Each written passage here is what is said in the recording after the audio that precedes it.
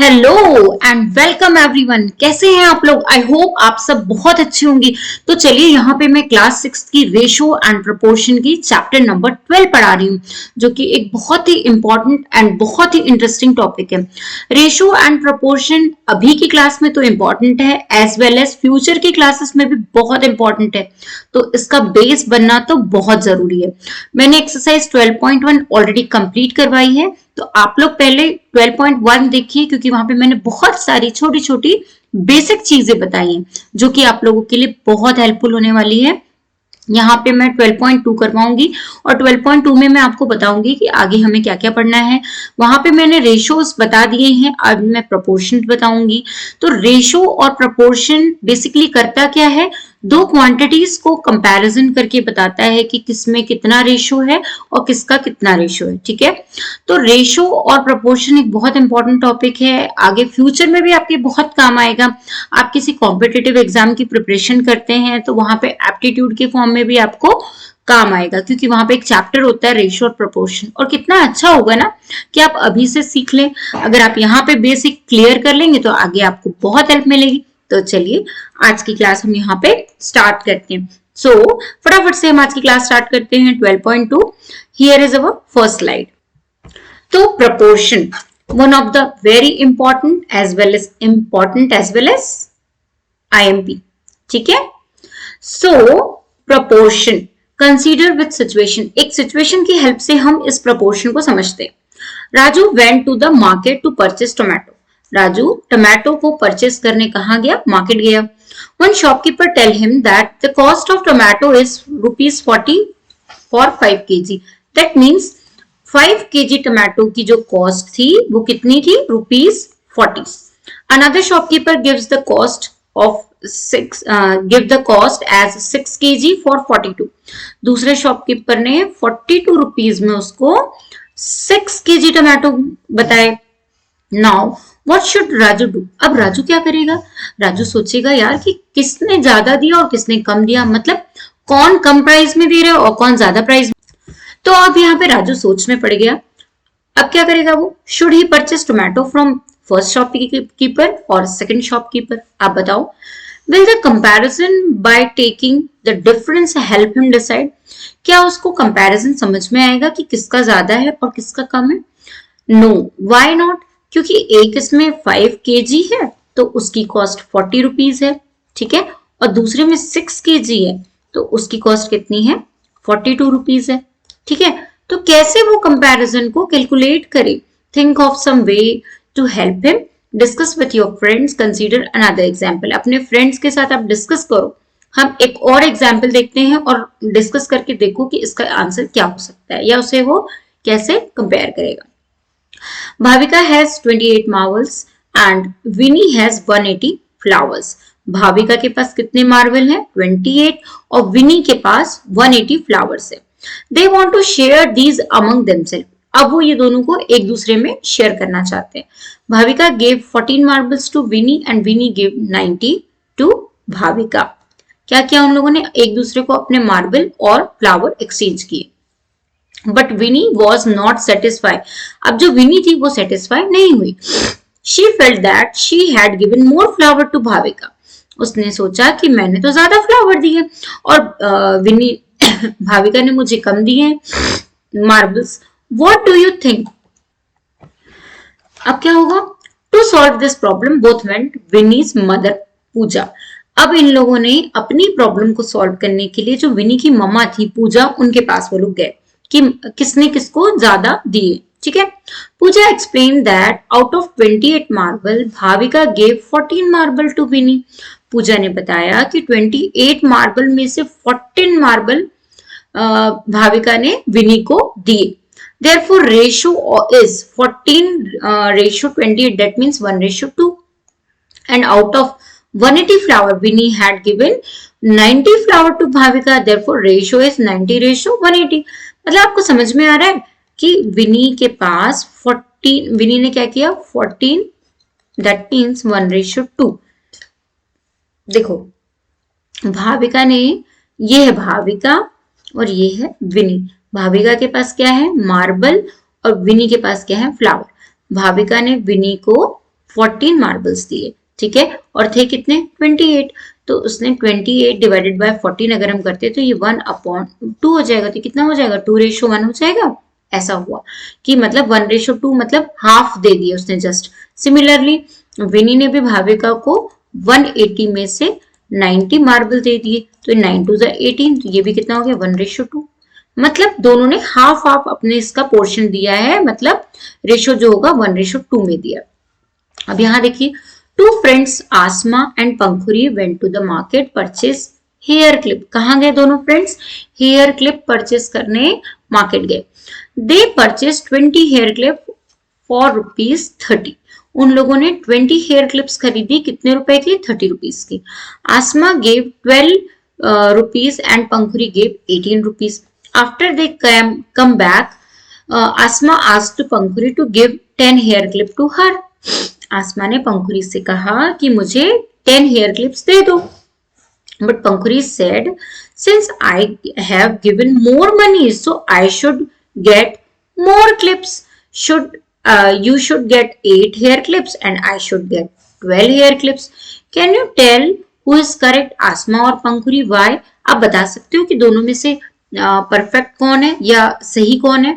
तो देखो अपन पहले इनका रेशियो निकाल लेते हैं, ठीक है। Ratio of money given by Asma to money given by Pankhuri. तो आसमा ने कितने दिए 12 और पंखुरी ने कितने दिए 18, तो इनका रेशियो कितना निकलेगा 2:3। क्यों? क्योंकि ये हो जाएगा 6 2 12 और ये हो जाएगा 6 3 18, तो रेशियो कितना हो गया 2:3, ठीक है। अब sharing a ratio means something, मतलब ये यहाँ पे तो आपको समझ में आ गया होगा कि उनकी जो मनी थी वो 2:3 में थी, इसीलिए उन्होंने डिसाइड किया कि हेयर क्लिप मेरे पास ज्यादा आएगी और तुम्हारे पास कम जाएगी, क्योंकि मैंने ज्यादा मनी दिया, तो 2:3 में उन लोगों ने डिस्ट्रीब्यूट कर लिया। Now sharing a ratio means something. अब रेशियो का मतलब क्या होता है वो आज हम डिटेल में यहाँ पे समझते हैं। Consider the following example. Raj purchased 3 pen for ₹50। 3 pen उसने परचेस किए, कितने रुपीस के? 15 रुपीस के। एंड अनु परचेस 10 पेन और कितने रुपीस के? 50 रुपीस के, ठीक है। Whose pens are more expensive? किसके पेन ज्यादा एक्सपेंसिव होंगी ये हमें बताना है। Ratio of number of pen purchase by Raj, कितने हुए? राज के जो पेन जो राज ने परचेज किए थे to the number pen purchase by Anu, तो दोनों के पेन का रेशियो कितना होगा? तो राज और अनु, राज ने कितने परचेज किए थे 3 और अनु ने 10, तो ये उनके पेन का रेशियो हो गया, ठीक है। Both the ratio 3:10। Ratio of their cost, और उनकी जो कॉस्ट थी वो कितनी थी? राज की थी 15 और अनु की थी 50, ठीक है। तो 15 और 50 कितना हो जाएगा? 3 5 5 3 15 5 10 तो यहाँ पे भी आ गया 3:10, ठीक है। तो क्या समझ में आ रहा है? Both the ratio 3:10 and 15:50 are equal. ये दोनों के दोनों जो रेशियो हैं ये कैसे हैं? दोनों रेशियो इक्वल हैं। Therefore the pen were purchased for the same price by both, ठीक है। समझ में आया? मतलब दोनों के जो पेन थे वो सेम प्राइस के थे, किसी का भी पेन एक्सपेंसिव नहीं था। आगे आपको समझ में क्लियर हो गया? एक सेकंड। तो Rahim sells 2 kg of apple for 180 rupees. Rahim ने क्या किया? 2 kg एप्पल जो थे वो 180 रुपीज में परचेस किए और रोशन ने 4 kg एप्पल 360 रुपीज में परचेस किए। अब देखते हैं किसके एप्पल मोर एक्सपेंसिव है। तो पहले तो हमें क्या करना होगा कि दोनों के जो एप्पल का वेट है वो लेना पड़ेगा, तो वो हो जाएगा 2:4, मतलब कितना हो गया 1:2 का हो गया। अब दोनों की जो कॉस्ट है उसका रेशियो कितना होगा? तो इस रहीम का होगा 180 और इसका हो जाएगा 360, ठीक है। तो 180 और यहाँ 2 हो जाएगा, 1 हो जाएगा, तो ये भी हो गया 1:2। तो हम यहाँ पे कह सकते हैं कि दोनों की जो एप्पल की कॉस्ट है वो इक्वल रेशियो होगी, और किसी की भी कॉस्ट एक्सपेंसिव नहीं होगी, ठीक है। आगे समझ में, इफ 2 रेशियो आर इक्वल, अगर 2 रेशियो इक्वल होते हैं, we say that they are in proportion, तो हम कहेंगे कि वो प्रपोर्शन है। And the use symbol is, ये वाला सिंबल हम यूज करेंगे और equal to equate the two ratio, दोनों रेशियो को इक्वेट करने के लिए हम ये वाला सिंबल, जैसे सपोज हम यहाँ पे लिखते हैं 1:2, तो यहाँ पे हम ये वाला सिंबल यूज करेंगे। आगे समझ में, इसको हम कहते हैं प्रपोर्शन। जब दो रेशियो इक्वल होते हैं तो हम कहते हैं वो इक्वल प्रपोर्शन में है। ठीक है, मूविंग ऑन नेक्स्ट। अब हम इनको कुछ को ट्राई करते हैं। इफ यस, देखो, check whether the given ratio are equal, they are in proportion. If yes, then write them in the proper form. तो very first है हमारे पास 1:5 and दूसरा क्या है 3:15।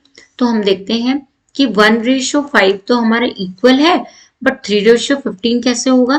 तो ये हो जाएगा 3 1 जा 3, 3 5 जा 15। तो ये भी हो गया हमारा 1:5। तो इसको हम कैसे राइट इट डाउन करेंगे? 1:5 और 1:5, और इसको हम ऐसे भी लिख सकते हैं 1 और 1:5। इस फॉर्मेट में भी हम राइट इट डाउन कर सकते हैं। ठीक है, आगे समझ में। Now moving on next question, that is question number 2। अब यहाँ पे हमारे पास 2:9 है और सेकंड क्या है 18:81। तो ये देखो 2:9 तो इक्वल हो गया, बट 18:81 होगा क्या? 18 1 जा 18, देखो 9 2 जा 18 और ये 9 2 जा 18 हो जाएगा, और ये 9 9 जा 81, तो ये इक्वल हो गया। 9 9 जा, सॉरी यहाँ पे 9 आएगा, तो यहाँ क्या आ जाएगा 9। ठीक है, तो इसको हम ऐसे भी लिख सकते हैं, इसको हम ऐसे भी राइट इट डाउन कर सकते हैं। आगे समझ में आपको हो गया clear? So moving on next question, we have third question in line. So यहाँ पे मेरे पास 15:45 है और सेकंड है 5:25। ठीक है, अब देखते हैं। तो 15:45 हमारा कितना हो जाएगा? अगर हम 5 से करते हैं तो ये 5 3 जा 15 हो जाएगा, और ये जाएगा 5 9 जा 45, ये हो जाएगा 3 1 जा 3, 3 3 जा 9, तो ये हो गया हमारा 1:3। बट 5 और 25 को देखें हम, 5 1 जा 5, 5 5 जा 25, तो ये हो गया हमारा 1:5। तो ये इक्वल नहीं होगा, होगा इक्वल नहीं होगा ये, तो ये हम बोलेंगे no, it is not an equal proportion. Moving on next, that is question number 4। यहाँ पे हमारे पास 4:12 है एंड 9:27 है, तो ये हो गया हमारा 4 1 जा 4, 4 3 जा 12, 3 1 जा 3, नहीं 9 1 जा 9, 9 3 जा 27, तो ये हो गया हमारा 1:3 के इक्वल प्रपोर्शन में। ठीक है, आगे समझ में आप लोग को क्लियर हो गया? Moving on last, that is fifth question. ₹10 to 15 and 4 to 6। यहाँ पे ₹10 और 15 और 4 to 6 का क्या होगा? तो देखें हम फिफ्थ क्वेश्चन, तो 10 to 15 हमारा हो जाएगा, कितना होगा? 5 2 जा 10 और 15 5 3 जा 15, और 4 to 6 का कितना हो जाएगा? तो 4 to 6 का हो जाएगा 2 2 जा 4, 2 3 जा 6, तो ये भी इक्वल प्रोपोर्शन हो गया। ठीक है, मूविंग ऑन नेक्स्ट। आगे आप लोगों को समझ में कि इक्वल प्रोपोर्शंस कैसे होते हैं, कैसे हम उनको इक्वेट करके निकालते हैं, और कौन सा सिंबल हम उनके सेंटर में पुट करते हैं। ठीक है, आई होप आप लोगों को सारी चीजें क्लियर हो रही होंगी। If 2 ratios are not equal, जब 2 रेशियो इक्वल नहीं होते, then we say that they are not in equal proportion. In a statement of proportion, the 4 quantity involved when taken in a order are known as respective terms. First or and fourth terms are known as extreme term. Second and third term are known as middle term. आगे समझ में आपको कि जब 2 ratios equal नहीं होते हैं तो उनको हम कहते हैं they are not in equal proportion. अगर in a statement proportion, the 4 quantities involved when taken in order are known as respective term. Suppose A upon B equal to C upon D. तो यहाँ पे जो हमारी first and fourth term होगी, मतलब ये वाली और ये वाली जो टर्म होगी, इन दोनों टर्म को हम बोलेंगे एक्सट्रीम टर्म। क्या कहेंगे हम? Extreme term. ठीक है, और ये जो हमारी सेकेंड और थर्ड वाली होगी, ये वाली, इसको हम बोलेंगे मिडिल टर्म। क्या बोलेंगे हम इसको? we are called it middle terms. Moving on next. Now we have some examples here. So example number 8, are the ratio 25 gram ratios 25 gram to 30 gram and 40 gram to 48 gram in proportion, क्या ये equal proportion में है? तो हम इसको calculate करते हैं. So solution है 25 ग्राम और 30 ग्राम हमने राइट इट डाउन किया, दोनों को एक दूसरे के अपॉन में लिख लिया. तो यहाँ पे हो जाएगा 5 5 25, 5 6 30. तो ये हो गया हमारा 5:6. ठीक है. अब 40 और 48 का भी कैलकुलेट किया तो ये भी 5:6 हो गया. 40 क्या होता है? 8 5 40, 8 6 48. तो सेम प्रोपोर्शन हो गया. तो हम बोलेंगे कि ये दोनों के दोनों हमारे सेम प्रोपोर्शन हो गए. सो 25:30 इक्वल टू 40:48. और इसको हम ऐसे भी राइट इट डाउन करते हैं. ठीक है. तो in middle term in this are 30, 40 and extreme term are 25 and 48. Got my point? Moving on next. So we have next example, are 30, 40, 45, 60 in proportion. क्या 30, 40, 50, 60 proportion है? तो सबसे पहले 30 to 40 देखते हैं. तो 30 to 40 हमारा हो जाएगा 3:4 and 45 to 60 हो जाएगा 3:4 अगेन. तो हम बोलेंगे yes they are in equal proportion. और अगर मैं इसमें कहती हूँ आपको कि यहाँ पे आपको एक्सट्रीम और मिडिल टर्म बतानी, तो कौन कौन सी एक्सट्रीम और मिडिल टर्म होगी तो बताइए मुझे. तो ये हो जाएगा मेरा ये हो गया मेरा 30 40 और ये हो गया मेरा 45 डिवाइडेड बाय 60. तो यहाँ पे जो मेरी 30 और 60 है, दीज आर एक्सट्रीम टर्म. ठीक है. And 40, 45 are middle terms. कौन सी टर्म्स हो जाएंगी? Middle terms. ठीक है. अब नेक्स्ट एग्जाम्पल पे चलते हैं. Do the ratio 15 centimetre to 2 centimetre 10 seconds to 3 minutes from a proportion. तो देखो ratio of 15 centimetre to 2 centimetre, यहाँ पे 15 to 2. तो 15 to 2 के लिए, क्योंकि 1 मीटर इक्वल्स टू 100 सेंटीमीटर होता है, तो हमारा जो 2 मीटर है वो हो जाएगा 2 into 100. तो कितना हो जाएगा वो? 200 मीटर हो जाएगा. ठीक है. आगे आपको समझ में, सॉरी 200 सेंटीमीटर हो जाएगा. अब हम क्या करेंगे, इसको क्रॉस मल्टीप्लाई करके कट करेंगे. तो यहाँ पे हो जाएगा 3 5 3 15, ये हो जाएगा 5 20 100. तो ये हो गया 2 2 4, तो ये हो गया 40. 3:40.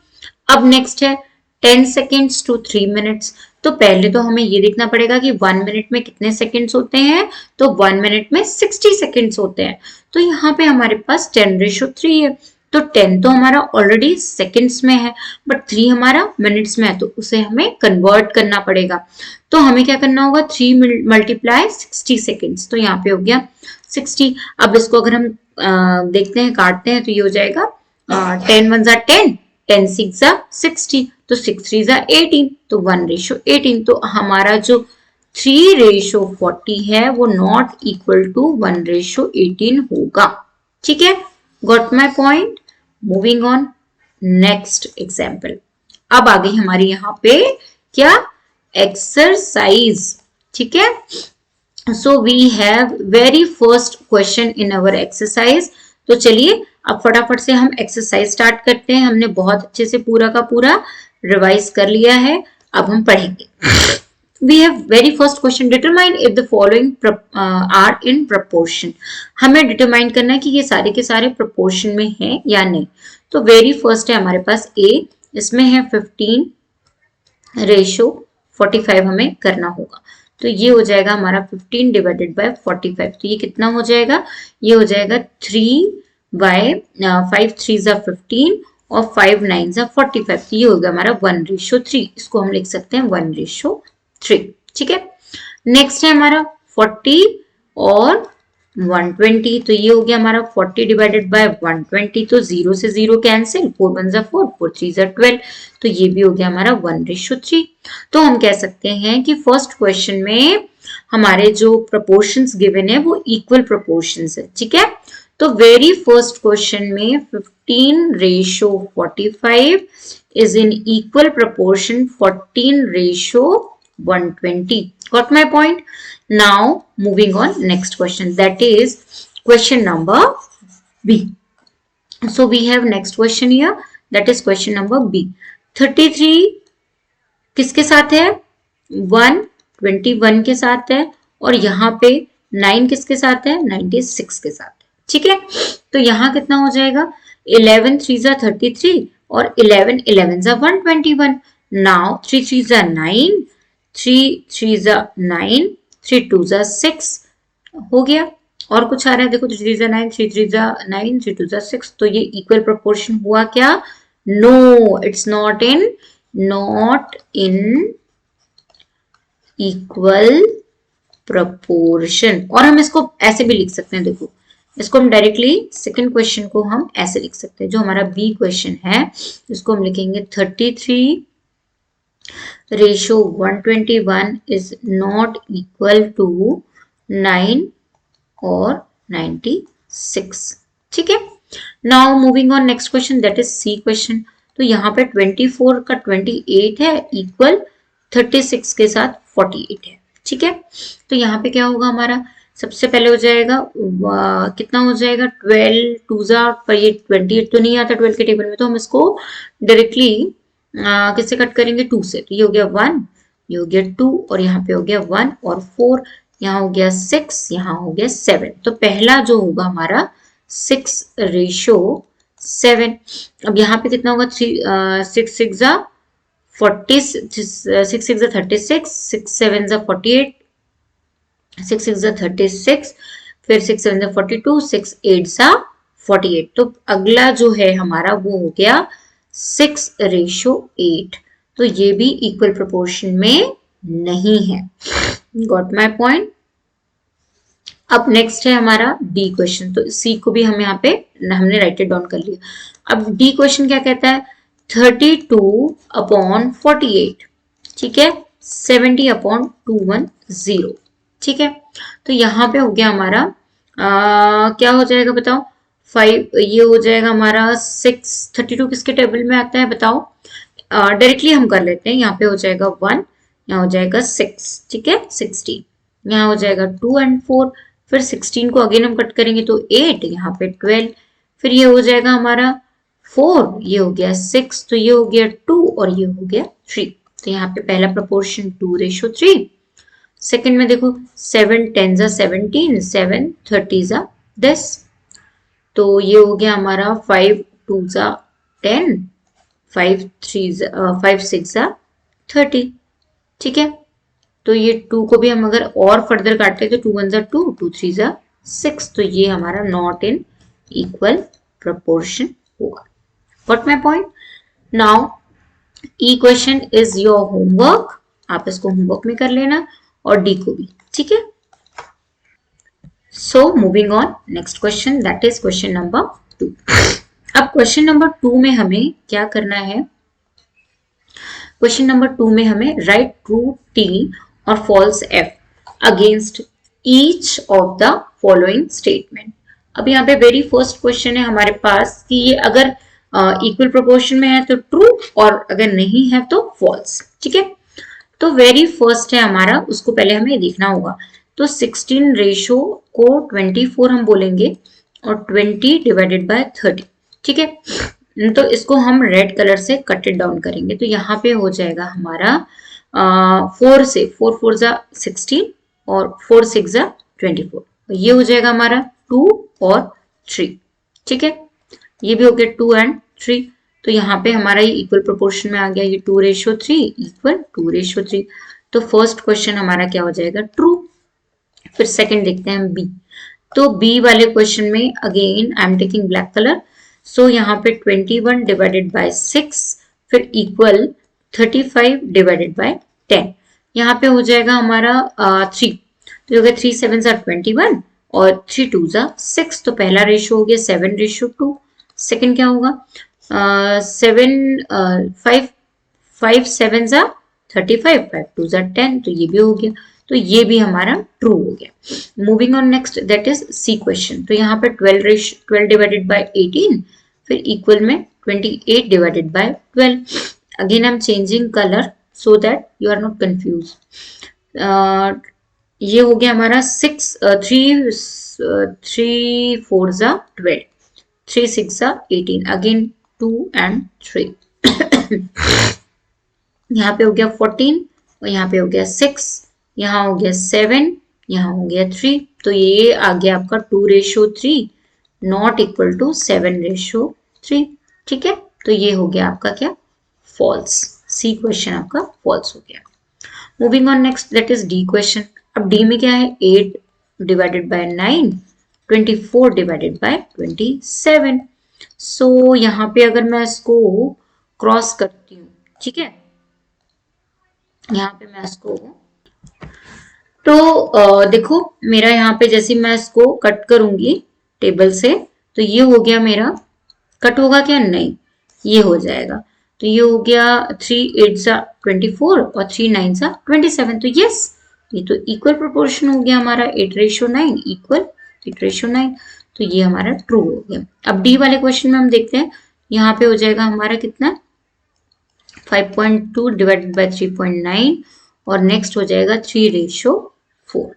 ठीक है, तो अब ऐसे क्वेश्चंस में हम क्या करेंगे, पॉइंट्स को रिप्लेस करेंगे। तो पॉइंट को हम कैसे रिप्लेस करेंगे, अगर हमने यहाँ पे पॉइंट हटाया तो यहाँ 10 हो जाएगा, 39 से अगर हमने पॉइंट हटाया तो यहाँ भी 10 आ जाएगा अपॉन में। अब ये 10 से ये 10 तो कैंसिल हो गया, तो बचा 52 डिवाइडेड बाय 39। 3 के टेबल से इसको कट करते हैं, तो 3 1 जा 3, 3 3 जा 9, यहाँ पे हो जाएगा 3 1 जा 3 और ये हो गया आपका 22। तो नहीं, 3 के टेबल से तो ये नहीं कट रहा है, कट रहा है क्या, 3 1 जा 3, 3 2 बचेगा, तो 22 कहाँ कट रहा है, तो ये आपका यहाँ तो ये नहीं होगा। ठीक है, तो ये भी आपका फॉल्स हो जाएगा। Now moving on next, that is 0.9 divided by 0.36 और यहाँ पे 10 डिवाइडेड बाय 4। तो इसको आप लोग खुद सॉल्व कर लो। ठीक है, हो जाएगा। अगेन आपको कुछ नहीं करना बेटा, आपको यहाँ पे 9 डिवाइडेड बाय 36 करना है। तो 9 से ये गया तो यहाँ 10 आ गया और यहाँ से जाएगा तो 100। तो यहाँ पे 10, यहाँ पे 100, तो 1 0 से 1 0, बट यहाँ पे 10 अभी स्टिल रिमेनिंग है। ठीक है, अभी पहले हम इनको कट कर लेते हैं। तो यहाँ पे हो गया 3 3 जा 9, 3 यहाँ पे 2 आ जाएगा। ठीक है, 3 2 जा 6, तो 3 1 जा 3, 3 4 जा 12। तो ये कितना, और यहाँ पे कितना होगा, ये हो जाएगा आपका ये हो जाए, अगर इसको हम 10 और 4 ही रहने दें, ठीक है, तो यहाँ पे पहले हम इसको इक्वेट करते हैं। तो यहाँ पे आपका 1 आ गया और अपॉन में आपका आ गया 4 डिवाइडेड बाय 10। अगर ये 10 ऊपर चला जाता तो यहाँ मल्टीप्लाई हो जाएगा, तो यहाँ पे कितना हो जाएगा, 10 डिवाइडेड बाय 4। तो देखो 10 डिवाइडेड बाय 4 ये आपका इक्वल प्रोपोर्शन हो रहा है 10 डिवाइडेड बाय 4, तो ये आपका ट्रू हो गया। Moving on next, so we have next question, that is third question. Are the following statement true? क्या ये statement true है? 40%, 200%, 15, 75। तो पहले हमें proportion देखना कि equal है कि नहीं। तो अगर 40% है और 200 है, तो 40 डिवाइडेड बाय अगर हम 200 करते तो 1 0 कैंसिल, 4 1 जा 4, 4 5 जा 20, तो ये हो गया 1 divided by 5। Similarly 15 divided by 75 करो, तो 15 1 जा 15, 15 4 जा 15 4 जा 60 होता है, 15 5 जा होता है 75। तो ये 1:5, 1:5, यस, तो ये आपका फर्स्ट वाला ट्रू हो जाएगा। ठीक है, फिर बी में 7.5 लीटर्स डिवाइडेड बाय 15 लीटर्स और यहाँ पे कितना है 5 kg और यहाँ पे हो गया आपका कितना 10 kg। ठीक है, तो हम देखते हैं। तो सबसे पहले ये देख लो कि 7.5 अगर हम प्लस करते हैं तो कितना होता है 0, 7 7 14 1 15, तो ये हो गया आपका 15 litre.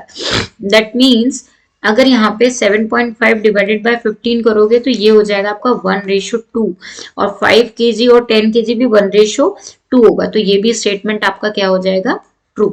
Moving on next, that is C question, it will be your homework.